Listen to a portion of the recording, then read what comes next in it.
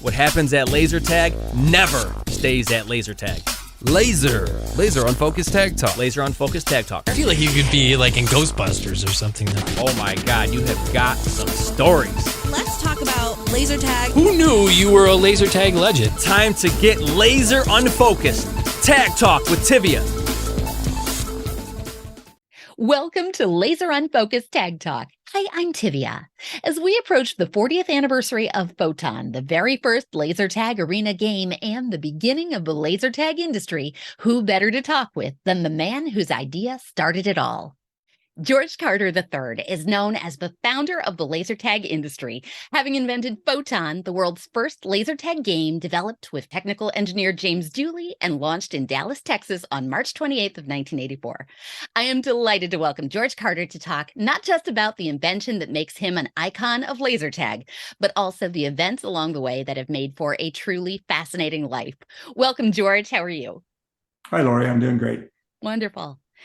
Now, I would love to hear some of your life adventures, your adventures in life and laser tag. And we're coming up on a very significant anniversary of Photon. So I'd first like to know, did you ever imagine that the laser tag industry that evolved on the heels of your original Photon game concept would be going strong nearly 40 years later?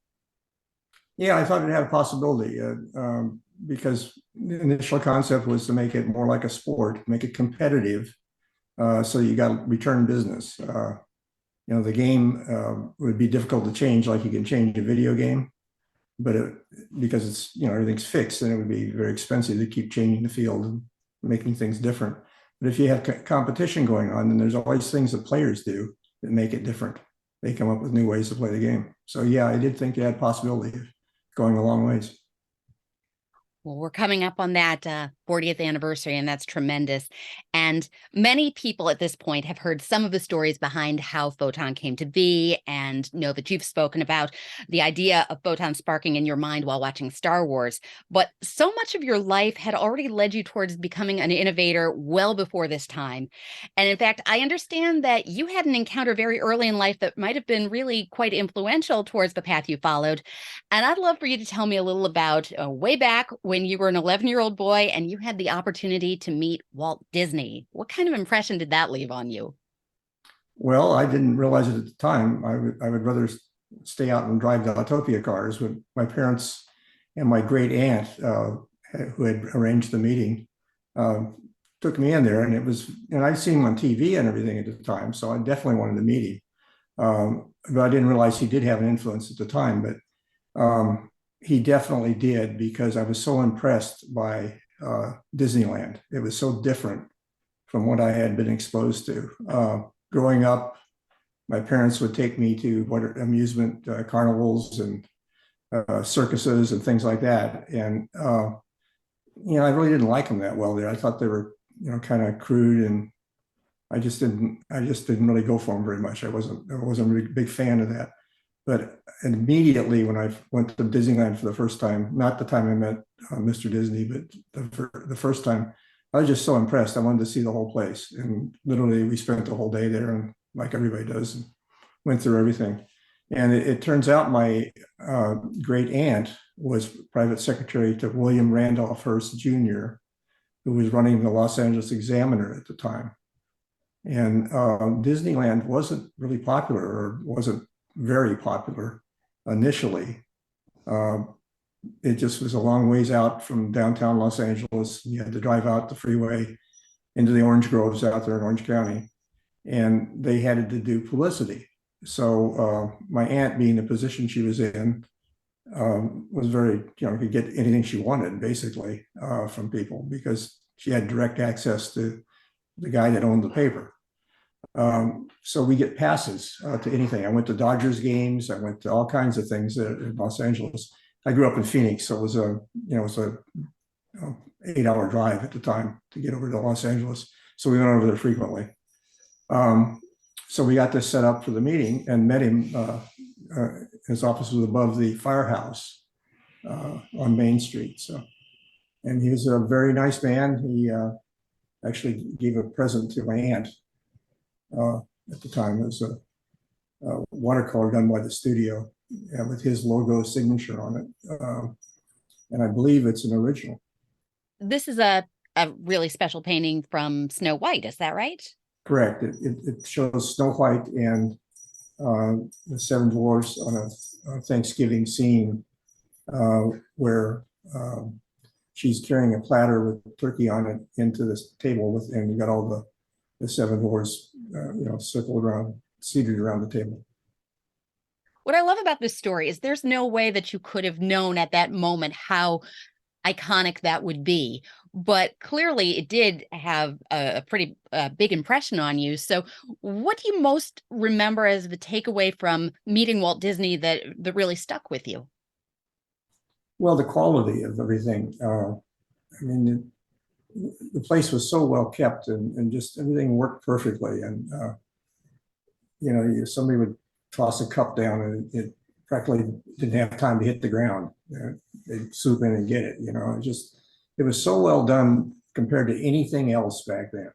There was other amusement facilities and parks, and there were roller coasters, and there were all kinds of rides like that, but they didn't have the quality. And then the rides were all really good, and it had immersion and things. Go on the riverboat ride, and the guide would pull out a pistol and shoot the crocodile.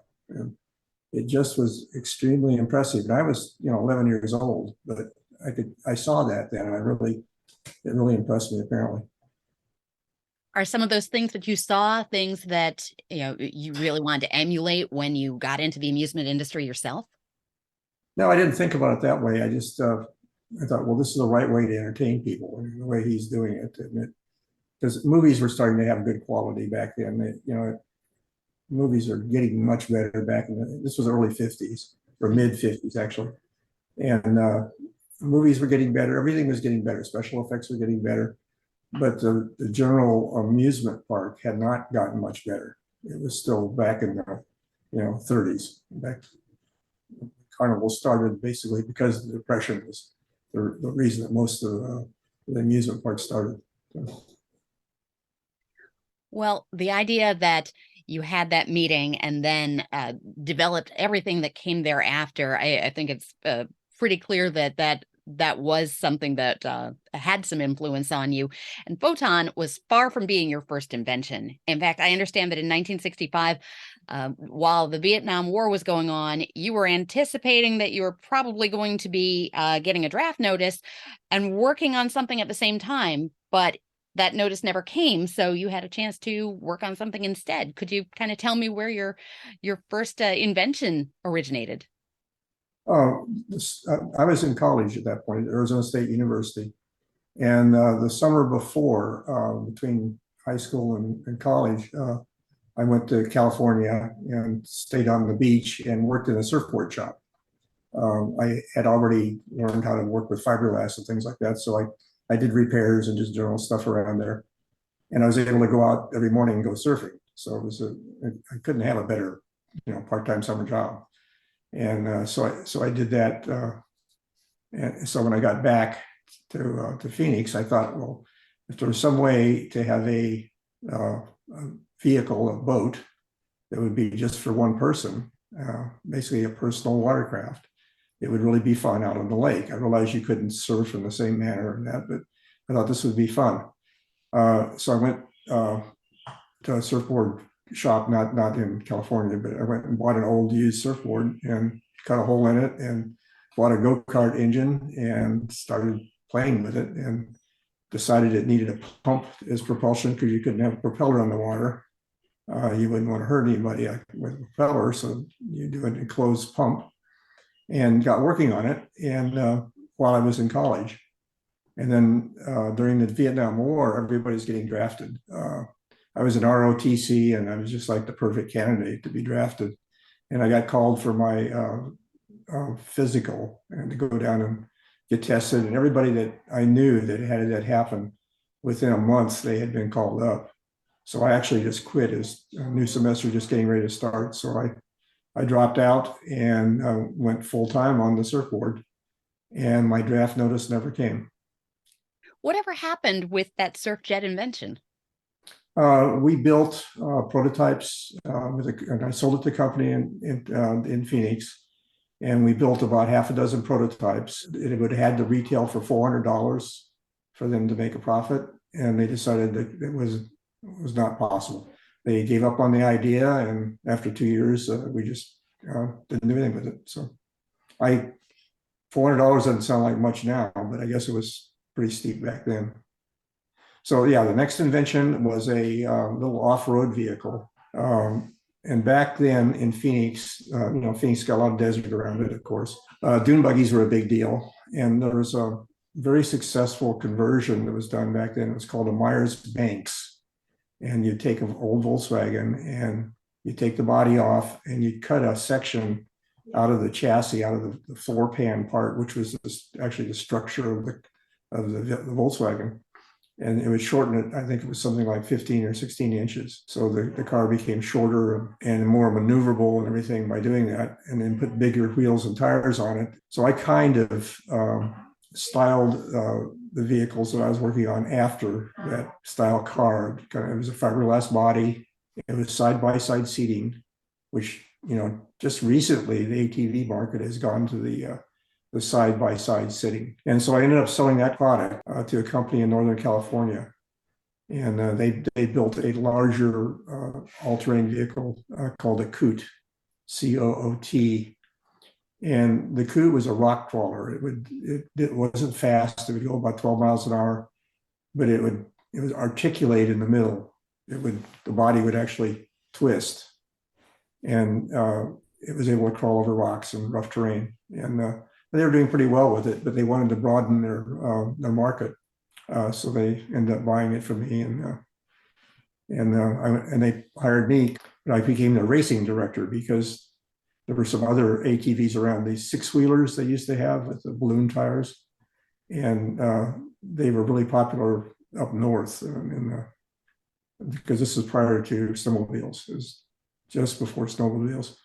And I got to go up and race against those guys. And it wasn't close. I won I could have laughed them a few times, if I wanted to push it. So it was a fun job going and get to race the little cars. So. Now, is this what became known as Snoopy? Yeah, because I guess the president of the company, of the division, was friends with Charles Schultz. And he asked him if he would accept the royalty. Of course he did. And he did accept the royalty and got a special Snoopy made just for him. And we named them all Snoopies. And the other model that we had was called the Red Baron. So the Snoopy would go, probably about 30 miles an hour, but the Red Baron would go 50 miles an hour. And over the desert, that's pretty fast. They don't go that quick over the desert. So. And it was fun. It was fun to slide it around around the corners and just do all the things it would do. But unfortunately for Coot, the distributors were now distributing both products. And one product, the big Coot, was like $2,500 retail. And the Snoopy line was right around $1,000 retail. And people got onto the fact that the Snoopy could go anywhere the Coot could, because if there's a big obstacle or a rock field or whatever you couldn't get through, you just go around it. And so the car was so much smaller than the Coot. You could go through a little narrow trail, and you could get all the places that this Coot would end up going anyway. And at a much less price, it was actually more fun because you go faster. And the car was originally designed to fit in the back of an 8-foot pickup bed. You could put ramps down and drive it right in the back of a pickup truck. So it was just wide enough to fit inside the wheel wells of a pickup truck. So it did quite well. We built, I think it was around 3,000 vehicles, but it would hurt Coot's sales with their bigger vehicle, which was more profitable. And they decided to quit. So they said, well, this isn't working out. We're going to have to go a different direction. And we owe you a royalty, but we really don't have the money. We're not able to pay you. But would you accept some of these vehicles? So I said, I thought about it and I figured out another use for them. And I said, sure, but you've got to build it to my specs. So they had to build Red Baron bodies, and they had to put the gear case in them that the Snoopy didn't have. The Snoopy was chain drive, and it wasn't as reliable because it had less horsepower. It didn't need to be as strong as a gearbox. So I had Red Barons built with their gearbox in them, but no engine. So I didn't want the 2-cycle engine that came in them. So they said fine, and they loaded up a whole semi truck full, which held 53, and we shipped it to Phoenix. And I opened up amusement racetrack called Baja Raceway. I had to modify the vehicles, put bumpers on them, do a bunch of things to them to make them work in that. But it was the first 2-seat amusement ride. You know, prior to that, everybody rode go-karts, which were a single seat. This more than doubled the market because of the family business, you know, boyfriend, girlfriend, father, son, all different combinations. So this actually expanded the market. And I don't think there's a place today it's an amusement racetrack that doesn't have at least some of the 2-seat type vehicles. It's amazing. You were very forward thinking in all of what led you from point A to point B to point C, because you see so much of that has evolved and that we're seeing be popular recreation today. So that's very cool to hear about those origins and to hear how you first got into the amusement industry. So first with this racetrack, and then you had an amusement center and go-kart tracks in Alaska and Las Vegas. Yep. Yes, I did. It was a go-kart track in Las Vegas, and it was just a summer only in Anchorage, Alaska, obviously. But it was during the pipeline boom, and these guys are coming off the pipeline, and you know they'd work for 2 weeks in a row, and then come in and get 4 days off or whatever their system was. It was a lot of days on and a few days off, and they were starved for something to do, and they would come out and drive the go-karts, and they loved it. Well, and eventually you moved on to doing something that was on a grander scale with the Chaparral Grand Prix in Dallas, Texas. And I understand that involves some celebrity investors as well. Yeah, that actually was the second one of the Chaparral tracks. The first one was in Phoenix at the original location of the Baja Raceway. So during the time in Alaska, I had 9 months off in the winter up there. I designed a car that would be designed purpose built for going and doing concession work, where it's just doing laps for people like a race car. It was not designed to go extra fast. It wasn't designed for anything else except being very reliable and fast enough to be fun. And so I designed it while I was up there and came back to Phoenix and took the same track and reconfigured it. And the original track was a dirt track. And then we had to pave it, of course, because these cars were much heavier and bigger and faster. And built the car. And it was 2-seater also. Everything was 2-seater, and which was a first. There were these Grand Prix race cars around back then. They looked like a Formula One. They tried to look like a Formula One car.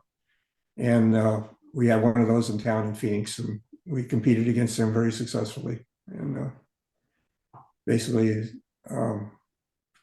they got irritated with us because we were offering this passenger rides free thing. And I actually got a call from their CEO, because they had several of these around the country. And we had to issue a license for people to drive. They had to give us their driver's license. We'd hold it, and then we'd issue a card. It was their competition license, we called it. And then come back in and pay up, and then they get their license back and go off with their new license. So next time they came in, they were all set to go. And what we started doing, we started accepting the competition's license. They had the similar system, and said, if you come in and turn in your license, we're going to keep it and exchange it for a Chaparral license. And then you don't have to pay for that part of it, and you get to go out and drive the cars. And our cars were faster by a lot. Also, we had hills and high bank turns and all kinds of things. And the Grand Prix track was just flat turns. And so we did this, and it was taking all their business away. And I got a call from the CEO, and they had probably 40 of these tracks around the country. And he just got all irritated. I said, well, it's competition. I said, do the same thing. You compete with us if you want to. And he just wouldn't give up. He kept hounding us about it. And I said, well, why don't you just offer the same thing? We'll offer a free license at your place for a chaparral license. He said, well, nobody would do that. I said, I rest my case. So, at that point, and they finally gave up and went out of business there and went to a different town with it. So you saw success with that pretty quickly, it sounds like. it was very popular very fast, right? Because these cars were fast. They were like 50-mile cars. And what limited their speed was the track itself, because if you went faster than that, you were going to go off the track. So you couldn't just hold the throttle down. You had to actually brake and slow down for the corners. And they had roll cages and stuff on them, so they were very safe. We never got anybody hurt. And they were a lot of fun, and with the big hills and everything. And it was quite a ride for the passenger, because you're not in control as a passenger. And we had a lot of blind hills and things. You come up over a hill, you're not sure what's on the other side of that hill. And it was pretty thrilling for particularly a new passenger. So yeah, I'm a terrible passenger in a regular car. I can't even imagine in one of these. Well, that was designed that way on purpose, and it worked. It worked, that's for sure. So that was your first Chaparral Grand Prix, and then came Dallas. So yeah, tell me about moving into your second. Well, the second one happened because the celebrity investors you referred to was Fleetwood Mac band, some of them, not all of them. Right across from Chaparral Speedway in Phoenix was a Legend City. It was an amusement park, and it had a place called Compton Terrace, which was a open air venue for rock bands, basically. So they'd have rock concerts there, once a month. And Jesse Nix owned Legend City. Well, you're familiar with the name Nix, N-I-C-K-S. So obviously that was the connection. So they came there frequently, Fleetwood Mac. And one night after we were closing, a bunch of limos pull up, and this whole group got out, which is all the roadies and the managers and some of the members of the band all got out and wanted to ride and go out and drive the cars. And we were in the process of closing up and rolling the cars in. And they said, well, we'll just pay cash. And I said, okay, well, that's fine, but how long do you want us to stay open? Oh, just an hour or so. It turned out to be several hours and quite a few $100. They kept putting $100 bills out and doing that, and had a really good time. Everybody did, though, first time there. And we got the licenses, so we have as a souvenir. We had Mick Fleetwood's California driver's license. So I think we probably copied it on how many times. Anyway, so it was fun. And as they left, their manager gave me a business card and said, "We're interested in this business. Well, I'll give you a call sometime." But I'd heard that a lot. People come in, they like the business, and they kind of want to invest or do something with it. And hardly anybody ever came back, to do anything. But sure enough, like a month later, I got a call to come over to Beverly Hills and meet with us, and we're going to set up a deal, set up some financing, and then they gave me the task of going out and finding a place to build the track. And they said, any city you want, we'll just, find one with the land's the right price and, big enough and the populations and the demographics are right. And we'll fund the whole thing. So I did. I sold the track there in Phoenix and went off to Dallas. And Dallas turned out to be the best city at the time. It was early 80s, and Dallas was really doing well in the early 80s. Things are just booming in Dallas. So this thing was an immediate success. We got open, and it did great right from the start. That's terrific. And a very cool connection to that story. And some of that connection, I understand, really did kind of continue on as you moved into the invention that the whole laser tag community associates you with. Because by 1983, you were on track to develop the equipment and the game that you'd launch in 1984, and it would be a staple of the entertainment industry in years to follow. So tell me a bit about Photon. Yeah, well, the way I got there was because the track was doing great. It was, as a matter of fact, what happened, it was doing too well. And because it was actually a real estate play, because they bought the property and the cars are movable, and we built a frame building, which was not expensive to build. It was chain link fence. We didn't put a lot of money in the ground. Mm-hmm. And a car dealer came and made an offer on the land, and they accepted it. It was, I think they tripled their original investment. And this was in a year, actually less than a year. Wow. Yeah. And except for me, and I was kind of out of work at that point. They wanted me to go take the equipment and go do it again.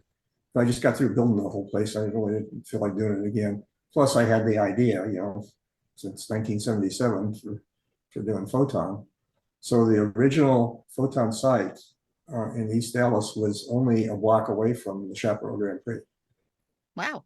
Right there on Shallow and Northwest Highway was the intersection where Photon was, and just a block down Shallow was the Grand Prix track, which is still a car dealership to this day.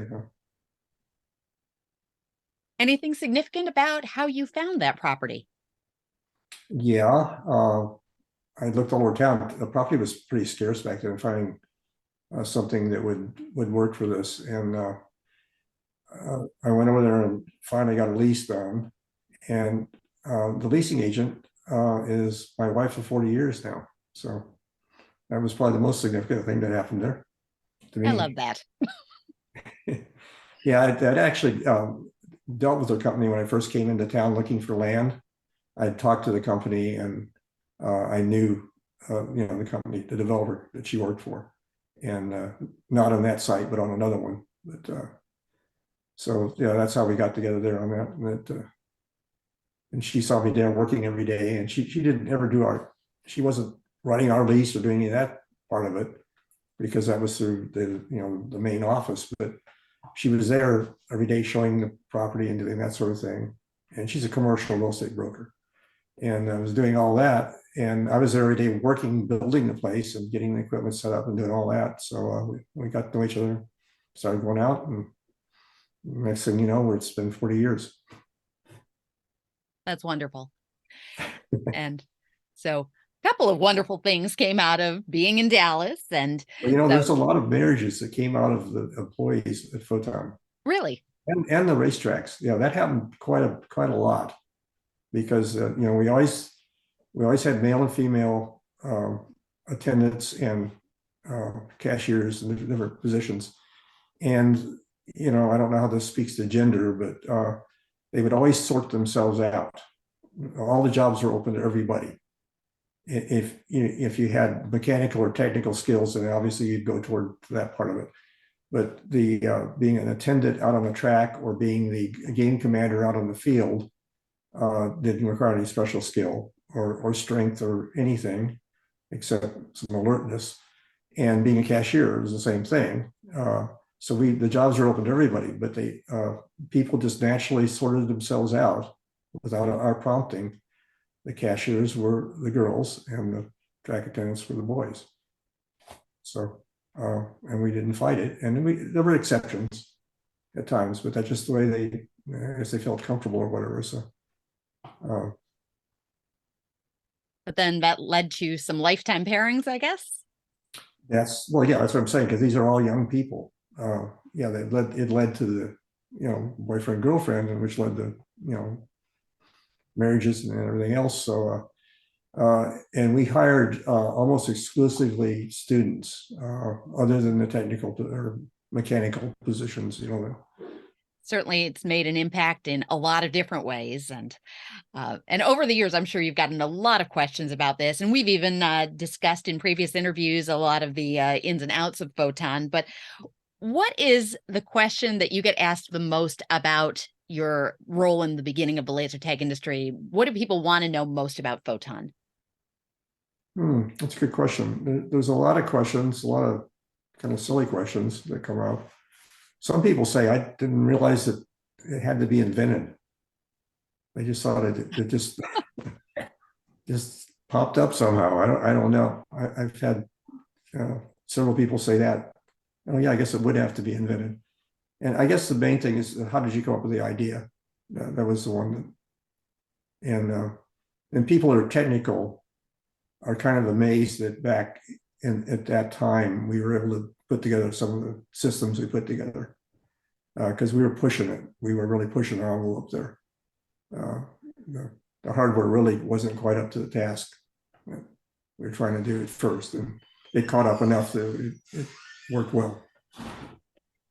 But being in Dallas, you were in a great spot as far as being able to capitalize on all sorts of new technology. And in fact, there's one really interesting piece of technology that everybody who is from that era kind of lived through the rise, and now we're kind of changing the technology. But CDs were a very new technology at that time.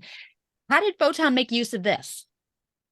Well, we needed a soundtrack for the game, and we were trying to make the game run like a sport, so there'd be a time limit, and that everybody needed to be ready to play in that manner. So we needed to time it, and the only thing around was like a radio stations used to use cartridges, tape cartridges, and that was one method, but they weren't precise enough, and they always had trouble. It seemed there's always something wrong with them. So that was out, and so we started looking at video disc.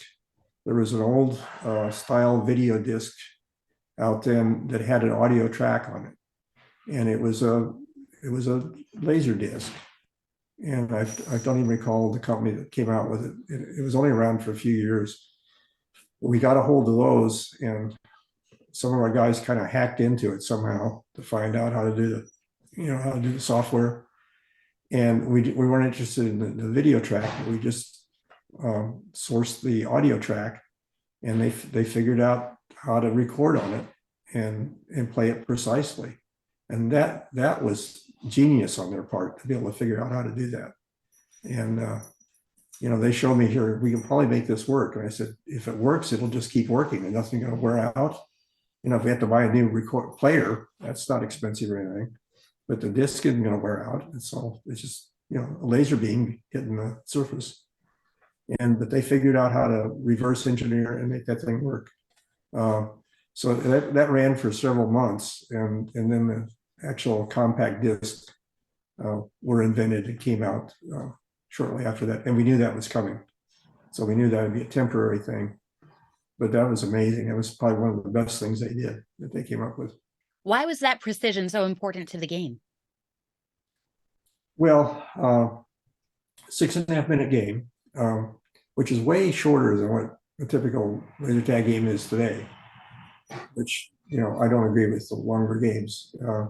We found that out in the go-kart tracks and the Grand Prix tracks also. Give them short rides, don't charge as much. They'll always repeat. That way you get a lot of repeat business. Repeat the same time they're there. They'll go multiple times. If you wear them all out in one long 20-minute session, they're pretty well done, and they'll leave. And then the price sounds too high. If you're going to charge, $5 for the 6 minutes, and then charge twice that if you're going to have like a 15-minute one, that was too much, and it didn't work. So we always went with the short game, and the precision had to be there because we had these intruder alerts during the game. We had other people queuing up, and that's part of the reason it's 6.5 minutes, is because we could get another group of people suited up in that 6.5 minute time. So you wanted to be able to, it doesn't do any good for cycle time if you've got everybody playing and they come out and everybody's still not suited up. So we knew they could actually suit up in 6 minutes. So we knew that we could do a nice smooth flow that way to keep that going. And then we wanted the game to end at the same time, and precisely. And you could tell from the music the game was winding down because the tempo would slow down. And they would learn every one of the 8 tracks. They learned what to listen for. The good players did. So there was a reason for it. There was a reason for a lot of things that people didn't realize that actually made it work better. And these are lessons that I think operators can still make very good use of today, especially making use of cycling through the next group while one's playing. Yeah, I mean, that was essential. That's how we ran so many people through there. And the other thing we did, we had a hard time with equipment at first because our stuff was cumbersome because it had to be. We had to have helmets, we had to have these heavy battery belts and all that.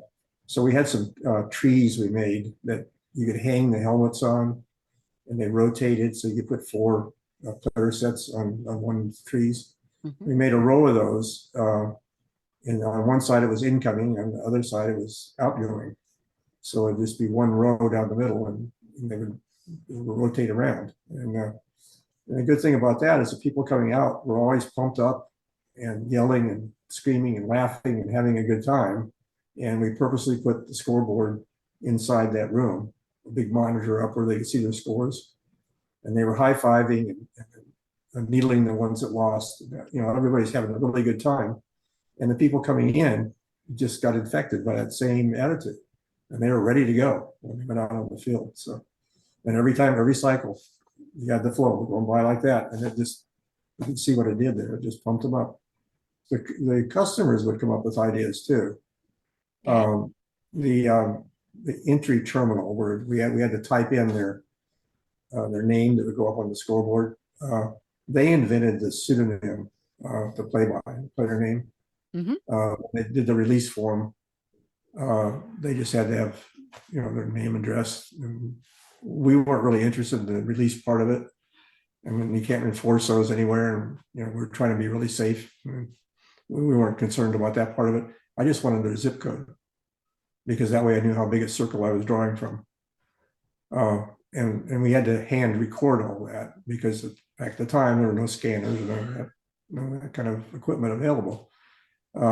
So when they did the real name, somebody got on the idea after a few weeks or a month that, hey, it'd be fun to play as Rambo or T-Rex or whatever, they pick names, whatever was popular back then, and get that name, and then they would claim, don't use my name, that's my name. And it really helped a lot, because they would buy multiple cards, they'd buy multiple licenses. So that worked, and that was something they invented. And then the thing about the clearing the phaser, that was because of customer input, because we would listen to our good players, and we would listen to what's going on out there. And most of our attendants played. They would go out, and we wouldn't allow them to do it while they're on duty, but they could come in on a different opposite shift and come in and play.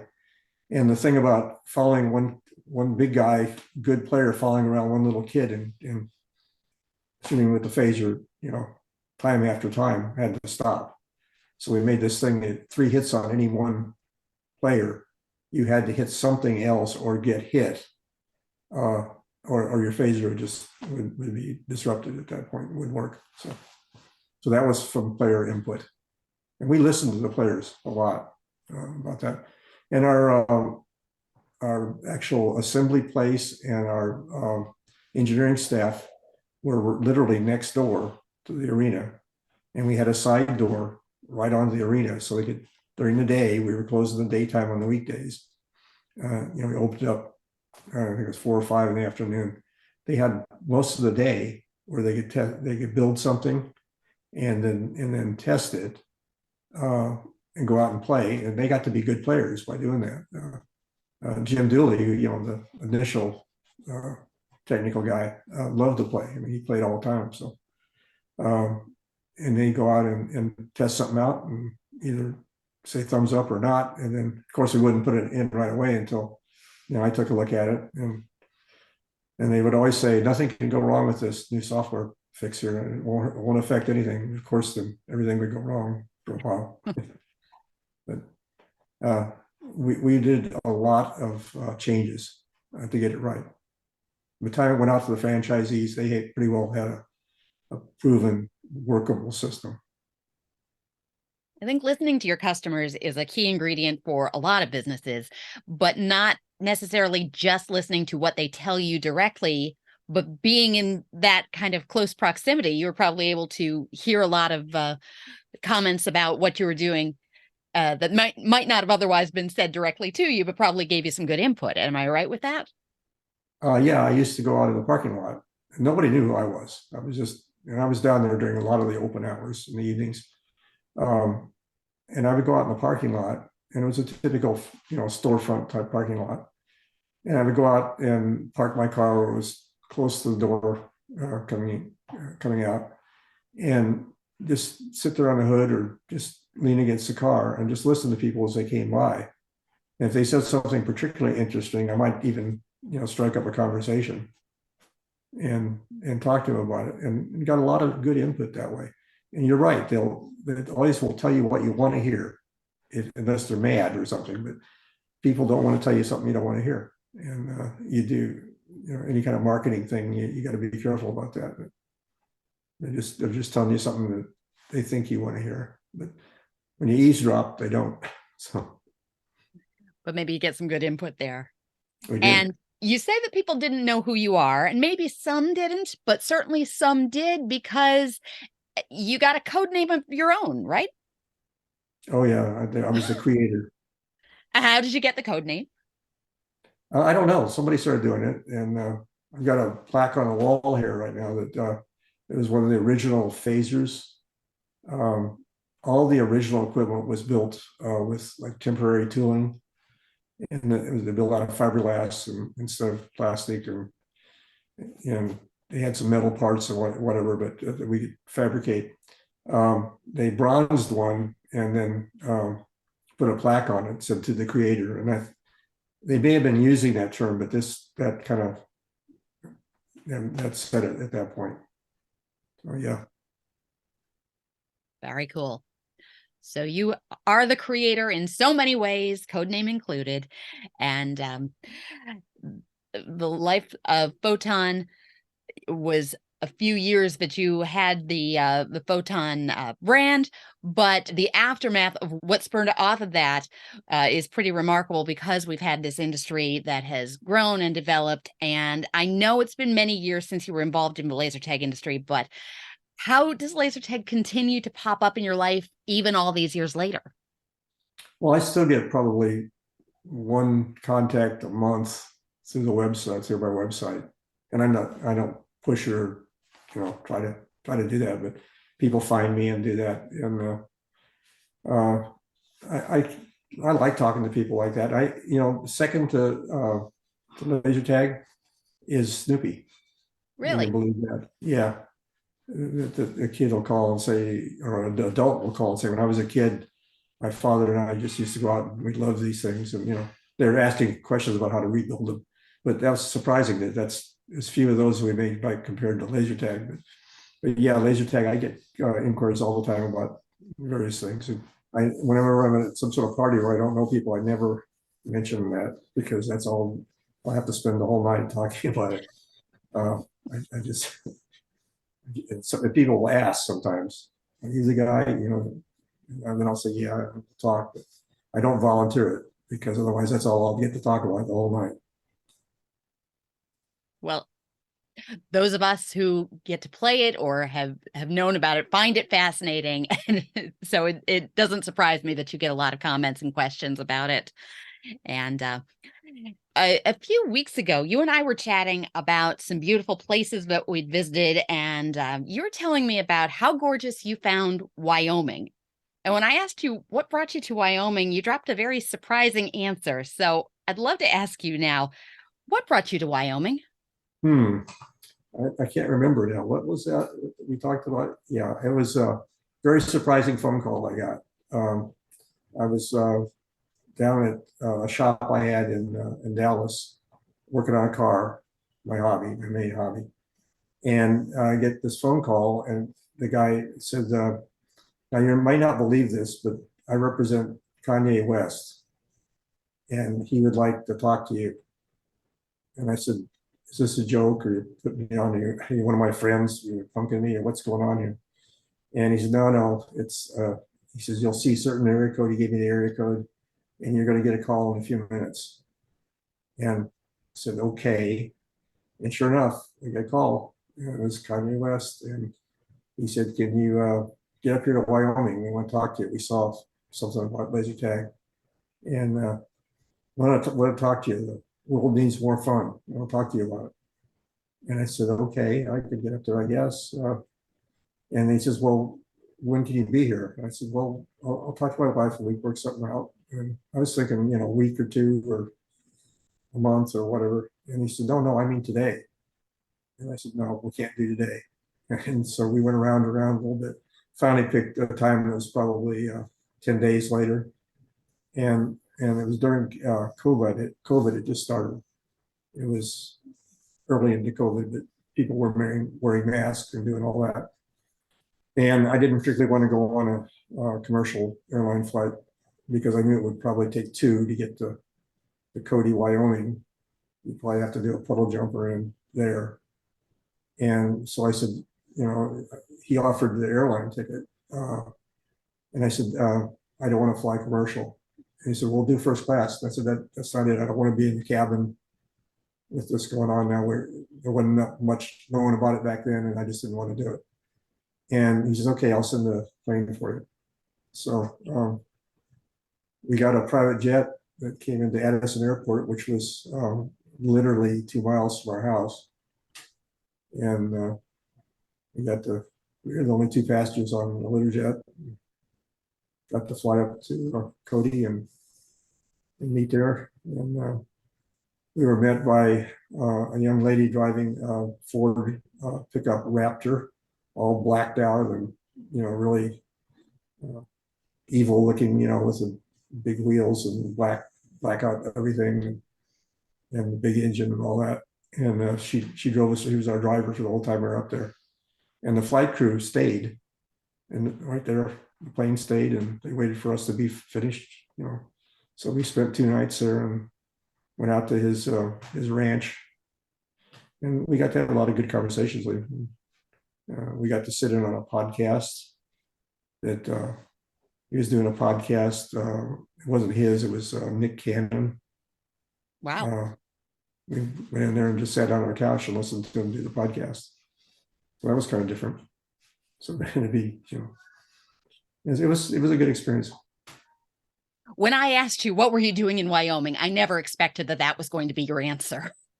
And then he had his problems and stuff that were going kind of south for him after that. So but that was when he was doing those music things on Sunday morning with a big choir and all that. So he had his own go-kart track there at the ranch, and he was really into fun stuff. And that's what we talked about that quite a bit, about what we could do for fun, to build fun things. And so it was good. Now, there is an image that I've seen on the internet of his young face on a Photon ID card. So I've got to ask, was he actually a Photon player? He said he was. He said he was in I think it was the Chicago franchise. And it probably was. I mean, he's the right age and everything would check out. And I have no reason not to believe it. And I've seen that too. He said, yeah, I played in Chicago. So, yeah. Unbelievable. Who would ever guess that Walt Disney, Fleetwood Mac, and Kanye West would all somehow be connected to the inventor of the first laser tag? That just seems amazing. Can you share anything that you've been working on more recently? Well, I've been working on military stuff for almost 10 years now. So I'm still working on it.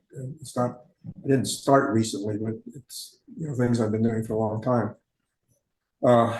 Because of my laser tag background, it's all tactical engagement. It's the same thing. One of them's very serious. One of them's is fun if you do it right. And so I've come up with a way to improve their miles system, which is basically laser tag. They shoot laser beams, but they're doing this at 300 meters. And the problem with the laser, if they keep it a pinpoint, which you can with a laser, you can keep it very narrow.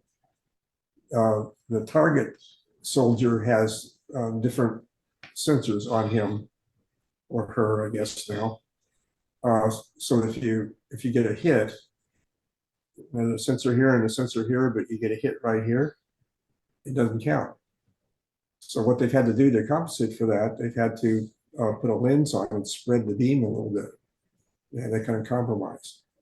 So this works pretty good at 100 yards, 100 meters, because it's about this big around, which is bigger than a bullet, but still close to being realistic.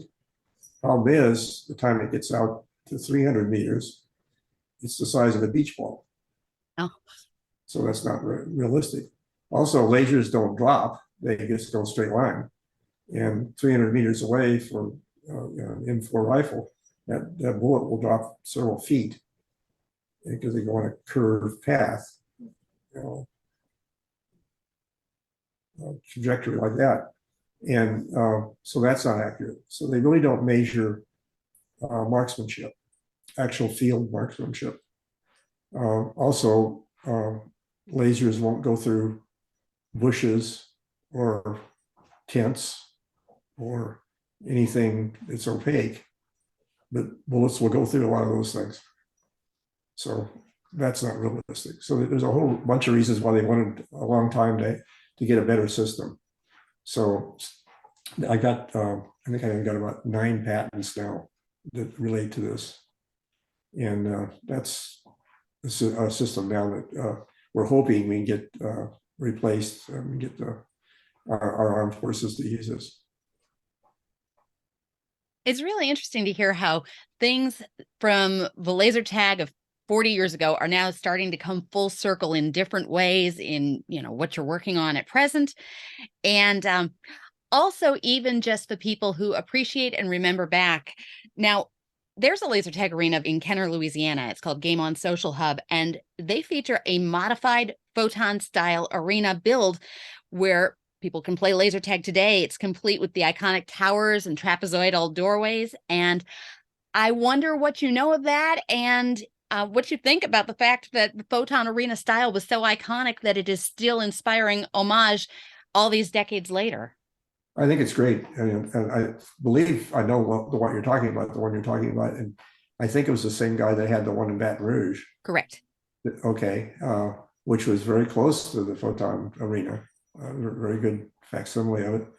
I think it's great to do that. And I still like, the way we did it. And I still like the fact we could run, we could be athletic. We never had any serious injuries. We had sports injuries.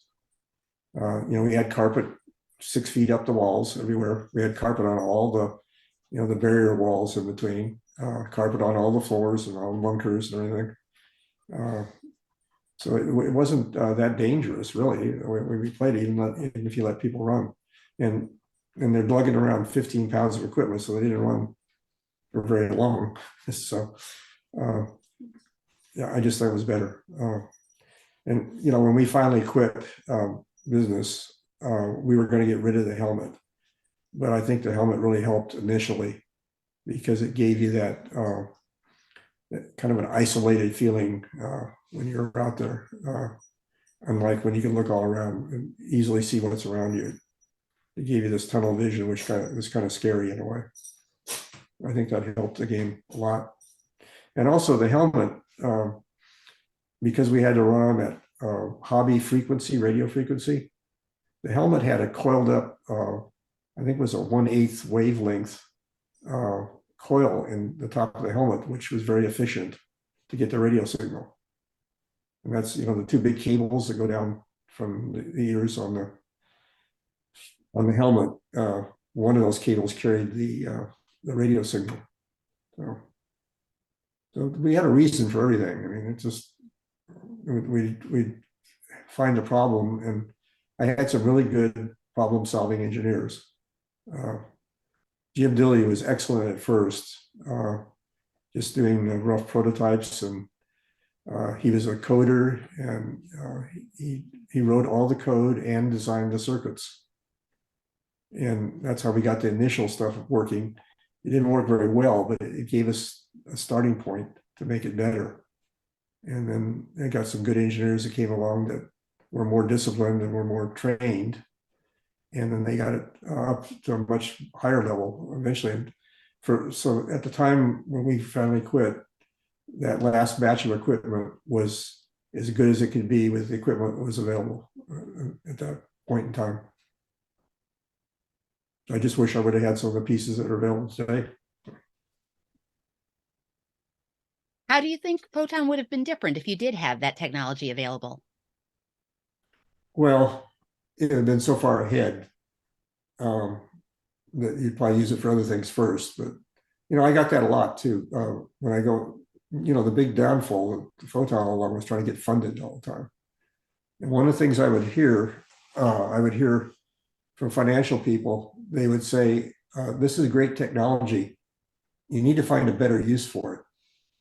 And that always irritated me because I thought, well, people are having a great time.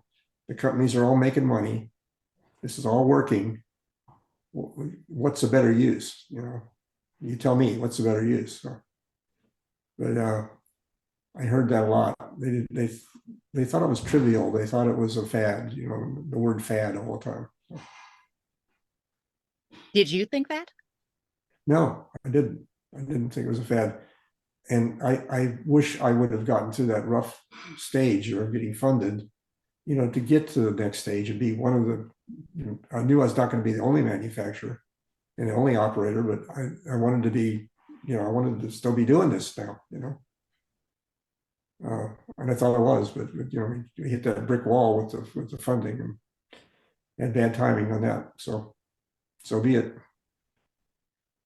Well, bringing all that full circle to where we are now, for the past 10 years, the date of March 28th has been significant, and it's been annually recognized as International Laser Tag Day. And that date is, of course, the anniversary of the grand opening of your first Photon Center in Dallas, Texas. So each year, the Laser Tag Museum recognizes a different laser tag system on the commemorative International Laser Tag Day poster. And I am delighted to announce that this year, in honor of the 40th anniversary of Photon, the poster is going to feature you, the inventor of the very first laser tag game, alongside your vintage Photon equipment that you created. And the poster is now available for download at lasertagmuseum.com. So do you have any thoughts about all of this as you reflect on the 40 years that have passed since Photon started it all? Well, you're going to have a really old guy doing it and dressed up in Photon gear here.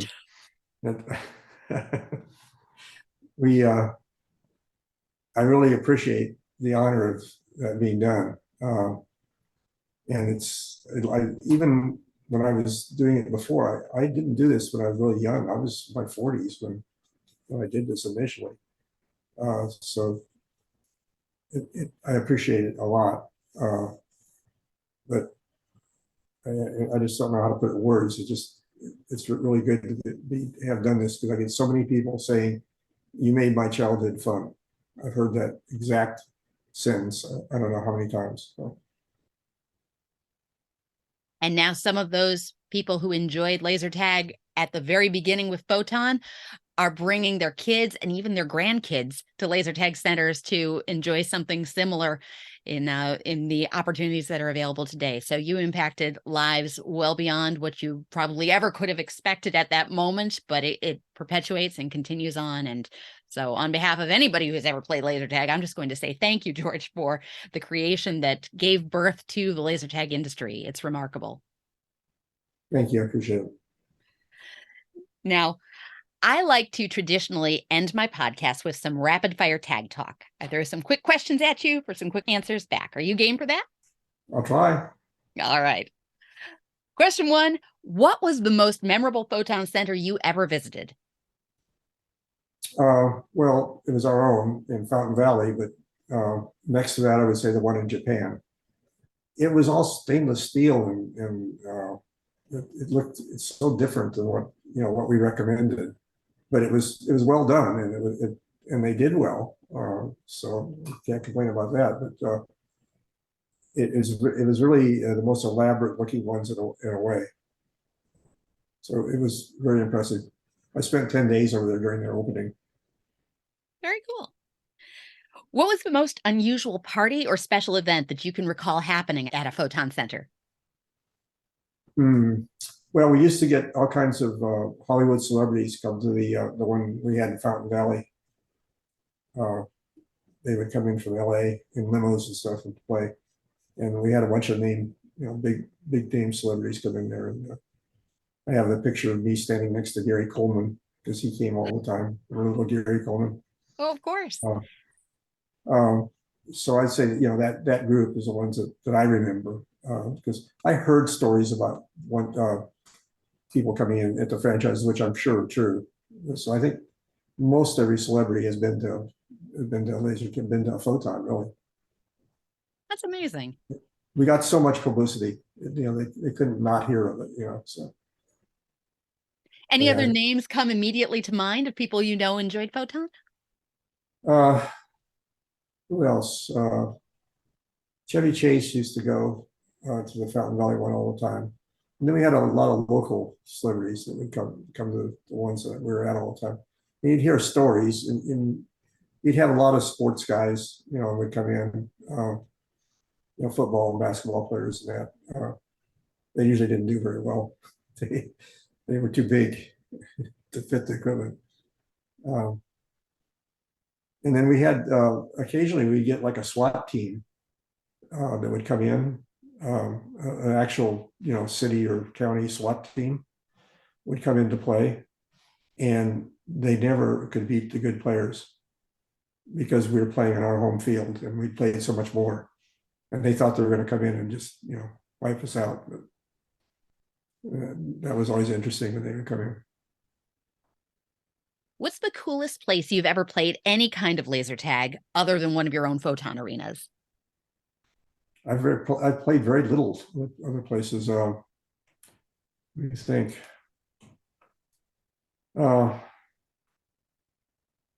There was one in Dallas for a while, out in Plano, I think, that was set up with a militaristic theme, and I thought that was done pretty well. I can't remember the name of it, but of the the militaristic style didn't really catch on a lot, but that one was very well done for that style, and it actually they made their own equipment and everything. It looked good, so I would say that one. But I really had never played very much. Well, knowing that, I'm all the more honored that 5 years ago you traded some shots with me in an arena, and we got to play a brief experience at Laser Quest in honor of the 35th anniversary of laser tag. So I thank you for giving me the honor of being able to say I was one of those few experiences that you might have played with, because that But meant a great deal to me. As I recall, you won. Oh, who keeps score?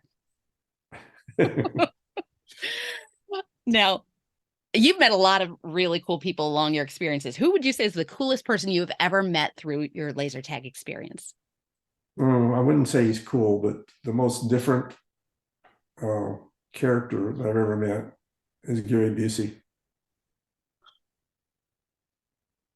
Another answer I would not have expected.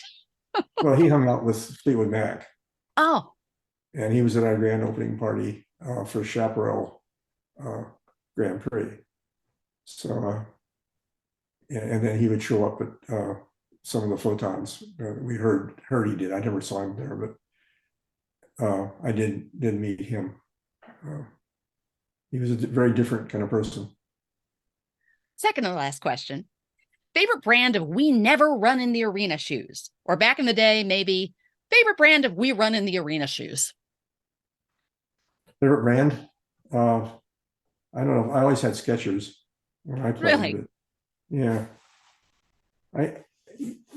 Running is only good at certain times. The really good players didn't run a lot. They would get from point A to point B quickly, and then they would settle in there. And if that wasn't working, they would go to point C. So that there wasn't this constant running. The guys that ran constantly wore themselves out. There were some. I used to go on observation deck and watch the good players play and see their style and everything. So there was definitely a style to it of what they did. Okay. And final question. Favorite laser tag memory? If you could pick just one favorite memory from when Photon began to now, do you have a favorite? Yeah, I think one day at the Dallas original one, before we ever did franchises or anything, sitting in the bunker with probably half a dozen of the crew, sitting there listening to the game music and drinking a beer. And it was after hours. We all had quit, gone for the night, and just sitting there and looking around, and everything still had the music playing, everything sitting there, looking at all that, and just, I don't know, I was just kind of marveling at how this all had come to be. And it was probably 4 or 5 months after we'd opened. And I still remember that night. I still remember that, sitting there looking at everything. That's great. George, you have had a remarkable life, and I appreciate all the stories that you've shared. Beyond anything that we already know about Photon, you've certainly opened up some real insights, and I thank you so much for the time you've taken. That is my guest, George Carter III, inventor of Photon. Thank you for sharing some adventures in life and laser tag as we approach the 40th anniversary of the game. Thank you so much, George. You're welcome. Thank you. Thanks for checking out this episode of Laser Unfocused Tag Talk. Listen for more episodes on the first and third Friday of each month. Want to be a guest on an upcoming episode? Find out more and follow my blog and website at TiviaChickLovesLaserTag.com.